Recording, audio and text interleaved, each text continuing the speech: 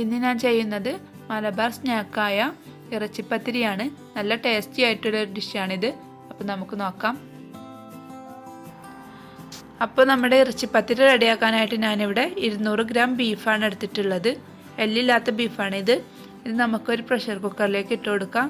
ഇതൊന്ന് വേവിച്ചെടുക്കണം. അതിന് വേണ്ടിയിട്ട് ഇതിലേക്ക് കുറച്ച് ഉപ്പിട്ട് കൊടുക്കാം. 1/2 ടീസ്പൂൺ മഞ്ഞൾപ്പൊടി ചേർക്കാം.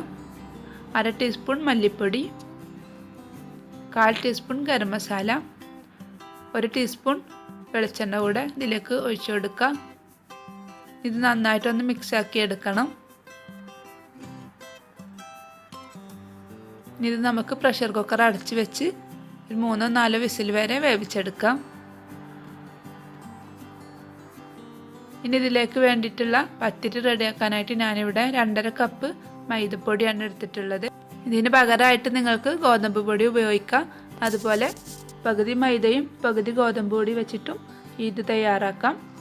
അപ്പോൾ ഇനി നമ്മുടെ മാവൊന്ന് കുഴച്ചെടുക്കണം. അതിന് വേണ്ടിയിട്ട് ഇതിലേക്ക് 1 ടേബിൾ സ്പൂൺ ഓയിൽ ഒഴിച്ച് കൊടുത്തിട്ടുണ്ട്. പിന്നെ ഒരു കപ്പ് ചൂടുവെള്ളം എടുത്തിട്ടുണ്ട്. അതിലേക്ക് ആവശ്യത്തിനുള്ള ഉപ്പിട്ട് മിക്സ് ചെയ്തെടുക്കാം. ഇനി നമുക്ക് ഈ വെള്ളം ഇതിലേക്ക് ഒഴിച്ച് മാവൊന്ന് നന്നായിട്ട് കുഴച്ചെടുക്കണം. അത്യാവശ്യം നല്ല ചൂടുള്ള വെള്ളം തന്നെയാണ്, തിളക്കുന്ന വെള്ളമല്ല. നന്നായിട്ടൊന്ന് മിക്സാക്കി എടുത്ത് നന്നായിട്ടൊന്ന് കുഴച്ചെടുത്ത് നല്ല സോഫ്റ്റ് ആയിട്ടുള്ള ഒരു ഡോ ആക്കി മാറ്റാം. അപ്പോൾ ഞാനിവിടെ നന്നായിട്ട് കുഴച്ചെടുത്തിട്ടുണ്ട്. ഇത് ഓരോ ലെമൺ സൈസിലുള്ള ബോളാക്കി മാറ്റിയെടുക്കണം. നമ്മുടെ ബീഫ് ഇപ്പോൾ റെഡി ആയിട്ടുണ്ട്. നമുക്ക് പ്രഷർ കുക്കർ തുറന്ന് നോക്കാം.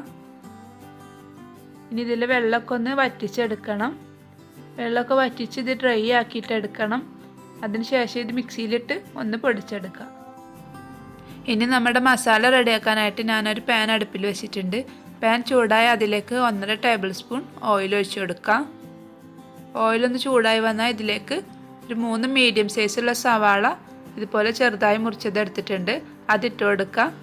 പിന്നെ കുറച്ച് കറിവേപ്പില ചെറുതായി അരിഞ്ഞെടുത്തതാണ്, അതുകൂടെ ഇട്ട് കൊടുക്കാം. കുറച്ച് ഉപ്പ് കൂടെ ചേർത്ത് കൊടുക്കാം. ഇത് നന്നായിട്ടൊന്ന് വഴറ്റിയെടുക്കണം. ഇതൊന്ന് വാടി വന്നാൽ ഇതിലേക്ക് 1 ടേബിൾ സ്പൂൺ ഇഞ്ചി വെളുത്തുള്ളി പേസ്റ്റാണ് എടുത്തിട്ടുള്ളത്. അതുകൂടെ ഇതിലേക്ക് ചേർത്ത് കൊടുത്ത് നന്നായിട്ട് വഴറ്റിയെടുക്കാം. ഇഞ്ചി വെളുത്തുള്ളിയുടെ റോസ്മെല്ലൊക്കെ ഒന്ന് പോയി നന്നായിട്ട് വഴന്ന് വരണം.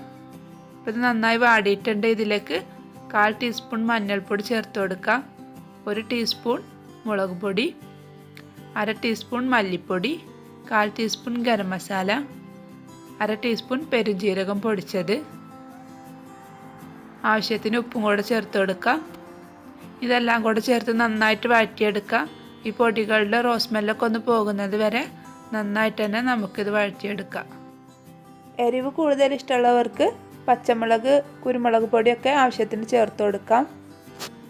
ഇത് നന്നായി വാടി വന്നതിന് ശേഷം ഇതിലേക്ക് നമ്മൾ പൊടിച്ച് വെച്ചിട്ടുള്ള ബീഫാണ് ഇത്, അത് ചേർത്ത് കൊടുക്കുക.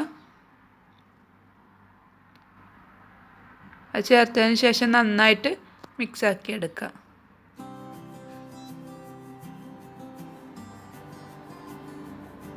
ഒന്ന് 2 മിനിറ്റ് നന്നായിട്ട് മിക്സ് ആക്കിയിട്ട് എടുക്കാം. ഇനി നമുക്കിതിലേക്ക് കുറച്ച് മല്ലിയില അരിഞ്ഞത് ചേർത്ത് കൊടുക്കാം. നന്നായിട്ട് ഒന്നുകൂടെ മിക്സ് ആക്കി എടുക്കാം. അപ്പോൾ നമ്മുടെ മസാല റെഡി ആയിട്ടുണ്ട്. ഇത് നമുക്ക് മാറ്റി വെക്കാം.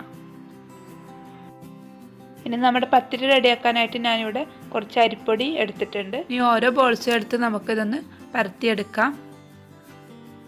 ഒരേ സൈസിലായിരിക്കണം ഇത് പരത്തിയെടുക്കേണ്ടത്.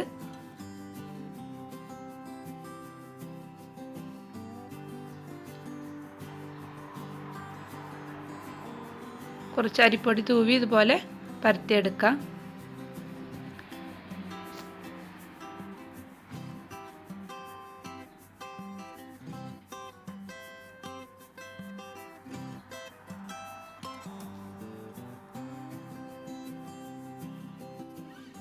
ഇനി പരത്തിയെടുത്ത ഒരു പത്തിരിയുടെ മുകളിലേക്ക് നമുക്ക് ആവശ്യത്തിനുള്ള മസാല ഇട്ട് കൊടുക്കാം. 1-2 ടേബിൾ സ്പൂൺ വെച്ച് കൊടുക്കാം. അടുത്ത പത്തിരി അതിന് മുകളിൽ വെച്ച് കവർ ചെയ്ത് എല്ലാ സൈഡും ഒന്ന് ഒട്ടിച്ച് കൊടുക്കാം കൈകൊണ്ട്. ഇനി ഇതൊന്ന് പിരിച്ചെടുക്കണം. ഇതുപോലെ ഒന്ന് പിരിച്ചെടുക്കുക. നിങ്ങൾക്ക് ഇഷ്ടമുള്ള പോലെ ചെയ്തെടുക്കാം. ഞാനിതുപോലെയാണ് ചെയ്യുന്നത്. ഓരോരുത്തരുടെയും ഐഡിയക്കനുസരിച്ച് ഇത് പിരിച്ചെടുക്കാം.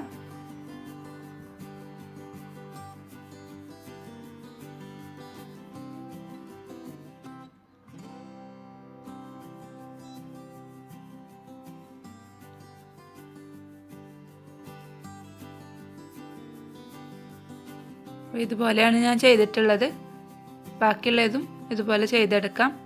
ഈ പിരിച്ചെടുക്കാനൊക്കെ പ്രയാസമുള്ളവർക്ക് ഇതുപോലെ ഒരു ഫോർക്ക് വെച്ച് ഒന്ന് പ്രസ് ചെയ്ത് ഇതുപോലെ ഒന്ന് ഡിസൈൻ ആക്കി കൊടുക്കാം.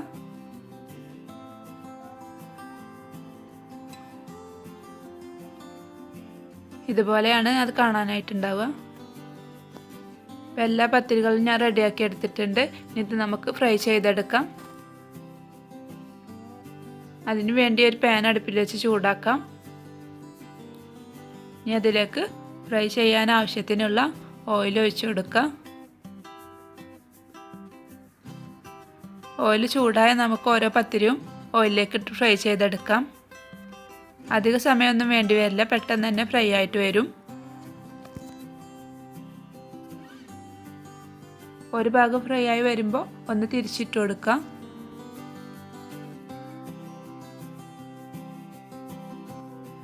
ഇതിപ്പോൾ റെഡി ആയിട്ടുണ്ട്. ഇത് നമുക്ക് ഓയിലിൽ നിന്നും മാറ്റാം.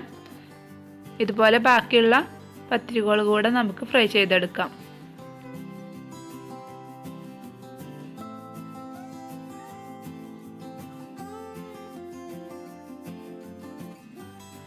അപ്പം നമ്മുടെ എല്ലാ ഇറച്ചിപ്പത്തിരികളും ഫ്രൈ ചെയ്ത് റെഡി ആയിട്ടുണ്ട്. ചൂടോട് കൂടി തന്നെ ഇത് കഴിക്കാം. നല്ല ടേസ്റ്റി ആയിട്ടുള്ളൊരു സ്നാക്കാണിത്. അപ്പോൾ നിങ്ങൾക്ക് ഈ വീഡിയോ ഇഷ്ടമായിട്ടുണ്ടെങ്കിൽ ലൈക്ക് ചെയ്യണം, ഷെയർ ചെയ്യണം, ചാനൽ സബ്സ്ക്രൈബ് ചെയ്യണം. Thank you.